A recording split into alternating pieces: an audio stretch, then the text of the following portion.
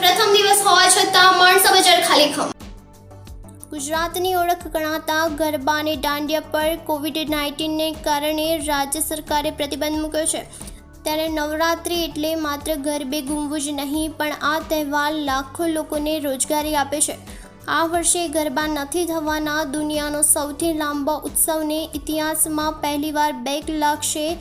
ગરબા સાથે જોડાયેલા મોટાભાગના વેપારીઓ માટે આ નવરાત્રિમાં થતી આવક આખા વર્ષની કમાણી હોય છે, પરંતુ કોરોના મહામારીને લઈને દરેક વેપારીઓને નુકસાન ભોગવવાનો વારો આવે છે।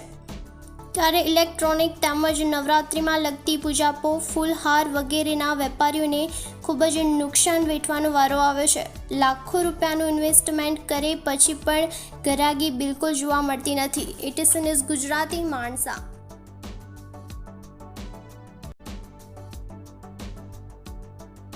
અત્યારે કોરોનાની મહામારીના લીધે બજારમાં બિલકુલ ગરાકી નથી। જેમ દર વર્ષે અમે માલ ભરીએ છીએ એમ આ વર્ષે પણ ભરેલો, પણ શરૂઆતથી જેવું લાગે છે કે ગરાકી રહેતી નહીં અને રહેશે બી નહીં, કારણ કે પબ્લિક બજારમાં દેખાતી નથી। આજે તમે બજારમાં જુઓ, કોઈ લેવાવાળી વસ્તુ, કોઈ પણ જીવન જરૂરી વસ્તુ લેવા માટે પણ બજારમાં કોઈ માણસ નીકળતો નથી। દવાખાને જવું હોય તો પણ માણસ ગભરાતો જાય છે કે દવાખાને જવું તો ન જવું। કેટલા રૂપિયાનો માલ ભરે છે? આશરે દર વર્ષની જેમ આ વખતે પણ 2 લાખ રૂપિયાનો માલ ભરેલા। ગઈ વખતે ગઈ સાલની ને આગળની સાલ 2-3 લાખ રૂપિયાનો માલ ભરતા હતા, પણ આ વખતે એવું લાગતું હતું કે કદાચ ગરાકી નહીં રહે, એના માટે 50% જ માલ ભરેલા, પણ અમે 10% પણ માલ વેચી નથી એનું વ્યાજ પણ નીકળે એવું લાગતું નથી આ વખતે। જે પ્રમાણે ગરાકી આજે પહેલું નોટું છે, છતાં પણ અમારે તમે સામાન જુઓ આ બધું મળે છે, 5-10% વેપાર કરી શકે